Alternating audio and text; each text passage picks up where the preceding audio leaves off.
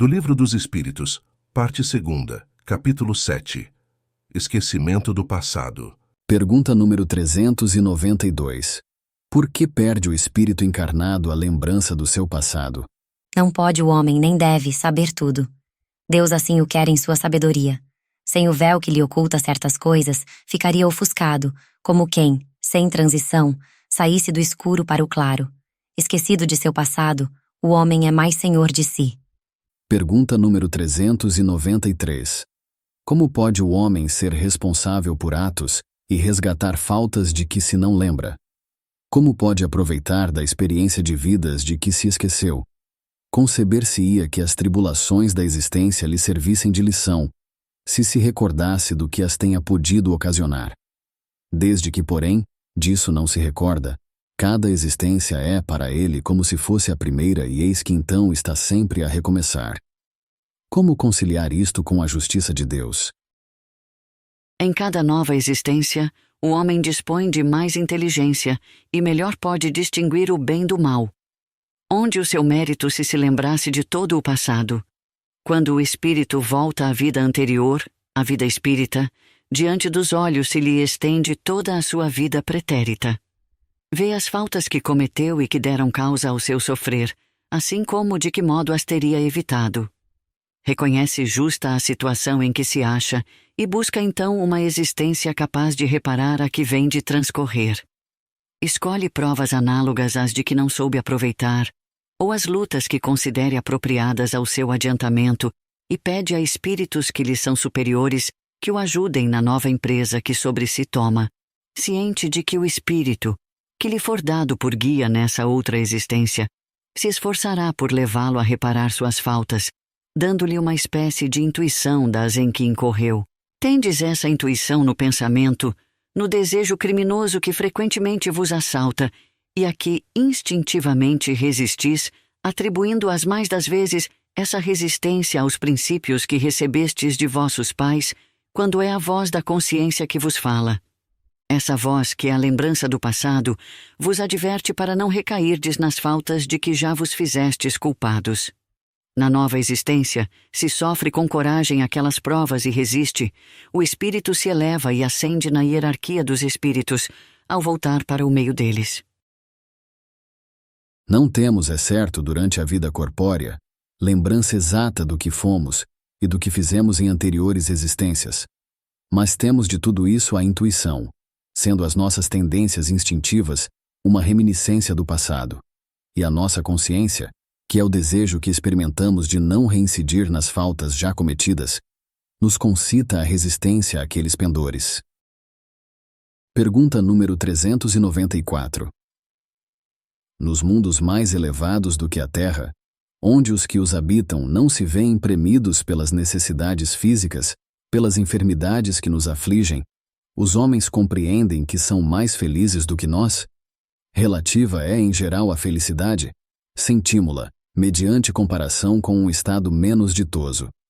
Visto que, em suma, alguns desses mundos, se bem melhores do que o nosso, ainda não atingiram o estado de perfeição, seus habitantes devem ter motivos de desgostos, embora de gênero diverso dos nossos.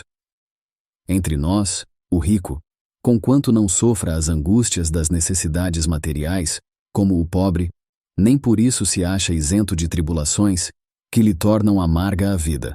Pergunto então, na situação em que se encontram, os habitantes desses mundos não se consideram tão infelizes quanto nós, na em que nos vemos, e não se lastimam da sorte, olvidados de existências inferiores, que lhes sirvam de termos de comparação? Cabem aqui duas respostas distintas. Há mundos entre os de que falas, cujos habitantes guardam lembrança clara e exata de suas existências passadas. Esses, compreendes, podem e sabem apreciar a felicidade de que Deus lhes permite fruir. Outros há, porém, cujos habitantes, achando-se, como dizes, em melhores condições do que vós na terra, não deixam de experimentar grandes desgostos, até desgraças. Esses não apreciam a felicidade de que gozam, pela razão mesma de se não recordarem de um estado mais infeliz. Entretanto, se não a apreciam como homens, apreciam-na como espíritos. No esquecimento das existências anteriormente transcorridas, sobretudo quando foram amarguradas, Não há qualquer coisa de providencial e que revela a sabedoria divina? Nos mundos superiores, quando o recordá-las já não constitui pesadelo, é que as vidas desgraçadas se apresentam à memória. Nos mundos inferiores, a lembrança de todas as que se tenham sofrido não agravaria as infelicidades presentes? Concluamos, pois, daí que tudo o que Deus fez é perfeito e que não nos toca criticar-lhe as obras, nem lhe ensinar como deveria ter regulado o universo. Gravíssimos inconvenientes teria o nos lembrarmos das nossas individualidades anteriores. Em certos casos, humilhar-nos-ia sobremaneira. Em outros, nos exaltaria o orgulho, peando-nos em consequência o livre-arbítrio. Para nos melhorarmos, dá-nos Deus exatamente o que nos é necessário e basta, a voz da consciência e os pendores instintivos. Priva-nos do que nos prejudicaria. Acrescentemos que, se nos recordássemos dos nossos precedentes atos pessoais, igualmente nos recordaríamos dos outros homens, do que resultaria, talvez, os mais desastrosos efeitos para as relações sociais. Nem sempre podendo honrar-nos do nosso passado, melhor é que sobre ele um véu seja lançado. Isto concorda perfeitamente com a doutrina dos espíritos acerca dos mundos superiores à Terra. Nesses mundos, em que só reina o bem, a reminiscência do passado nada tem de dolorosa. Tal a razão por que neles as criaturas se lembram da sua antecedente existência, como nos lembramos do que fizemos na véspera. Quanto à estada em mundos inferiores, não passa então, como já dissemos, de mau sonho. Pergunta número 395. Podemos ter algumas revelações a respeito de nossas vidas anteriores? Nem sempre. Contudo, muitos sabem o que foram e o que faziam. Se lhes permitisse dizê-lo abertamente, extraordinárias revelações fariam sobre o passado. Pergunta número 396. Algumas pessoas julgam ter vaga recordação de um passado desconhecido, que se lhes apresenta como a imagem fugitiva de um sonho que em vão se tenta reter. Não há nisso simples ilusão? Algumas vezes é uma impressão real, mas também, frequentemente, não passa de mera ilusão contra a qual precisa o homem pôr-se em guarda, porquanto pode ser efeito de superexcitada imaginação. Pergunta número 397. Nas existências corpóreas de natureza mais elevada do que a nossa, é mais clara a lembrança das anteriores? Sim. À medida que o corpo se torna menos material, com mais exatidão, o homem se lembra do seu passado. Esta lembrança, os que habitam os mundos de ordem superior a têm mais nítida. Pergunta número 398. Sendo os pendores instintivos uma reminiscência do seu passado, dar-se-á que, pelo estudo desses pendores, seja possível ao homem conhecer as faltas que cometeu? Até certo ponto, assim é. Preciso se torna, porém, levar em conta a melhora que se possa ter operado no espírito e as resoluções que ele haja tomado na erraticidade. Pode suceder que a existência atual seja muito melhor que a precedente. Poderá também ser pior, isto é, poderá o espírito cometer numa existência faltas que não praticou na precedente? Depende do seu adiantamento. Se não souber triunfar das provas, possivelmente será arrastado a novas faltas, consequentes então da posição que escolheu. Mas em geral estas faltas denotam mais um estacionamento que uma retrogradação, porquanto o espírito é suscetível de se adiantar ou de parar, nunca porém de retroceder. Pergunta número 399.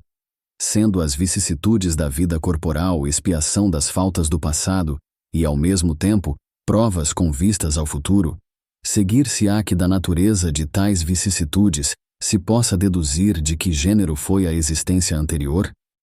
Muito a miúde é isso possível, pois que cada um é punido naquilo em que pecou. Entretanto, não há que tirar daí uma regra absoluta. As tendências instintivas constituem indício mais seguro, visto que as provas por que passa o espírito o são, tanto pelo que respeita ao passado, quanto pelo que toca ao futuro. Chegado ao termo que a providência lhe assinou a vida na erraticidade, o próprio espírito escolhe as provas a que deseja submeter-se para apressar o seu adiantamento. Isto é, escolhe meios de adiantar-se, e tais provas estão sempre em relação com as faltas que lhe cumpre expiar. Se delas triunfa, eleva-se. Se sucumbe, tem que recomeçar. O espírito goza sempre do livre-arbítrio. Em virtude dessa liberdade, é que escolhe, quando desencarnado, as provas da vida corporal, e que, quando encarnado, decide fazer ou não uma coisa e procede à escolha entre o bem e o mal. Negar ao homem o livre-arbítrio fora reduzi-lo à condição de máquina. Mergulhado na vida corpórea, perde o espírito, momentaneamente, a lembrança de suas existências anteriores, como se um véu as cobrisse. Todavia, conserva algumas vezes vaga consciência dessas vidas, que, mesmo em certas circunstâncias, lhe podem ser reveladas. Esta revelação, porém, só os espíritos superiores espontaneamente lhe a fazem, com um fim útil, nunca para satisfazer a vã curiosidade. As existências futuras, essas em nenhum caso podem ser reveladas, pela razão de que dependem do modo por que o espírito se sairá da existência atual e da escolha que ulteriormente faça. O esquecimento das faltas praticadas não constitui obstáculo à melhoria do espírito, porquanto, se ele não lembra delas com precisão, o conhecimento que delas teve no estado errante e o desejo de repará-las guiam-os-no por intuição e lhe dão a ideia de resistir ao mal. Essa ideia é a voz da consciência, secundada pelos espíritos que o assistem, se atende às boas inspirações que lhe dão. O homem não conhece os atos que praticou em suas existências pretéritas, mas pode sempre saber qual o gênero das faltas de que se tornou culpado e qual o cunho predominante do seu caráter. Bastará que se estude a si mesmo. Poderá então julgar do que foi, não pelo que é, mas pelas suas tendências. As vicissitudes da vida corpórea constituem expiação das faltas do passado e, simultaneamente, provas com relação ao futuro. Depuram-nos e elevam-nos, se as suportamos resignados e sem murmurar. A natureza dessas vicissitudes e das provas que sofremos também nos podem esclarecer acerca do que fomos e do que fizemos, do mesmo modo que, neste mundo, julgamos dos atos de um culpado pelo castigo que lhe inflige a lei. Assim, o orgulhoso será castigado no seu orgulho, mediante a humilhação de uma existência subalterna.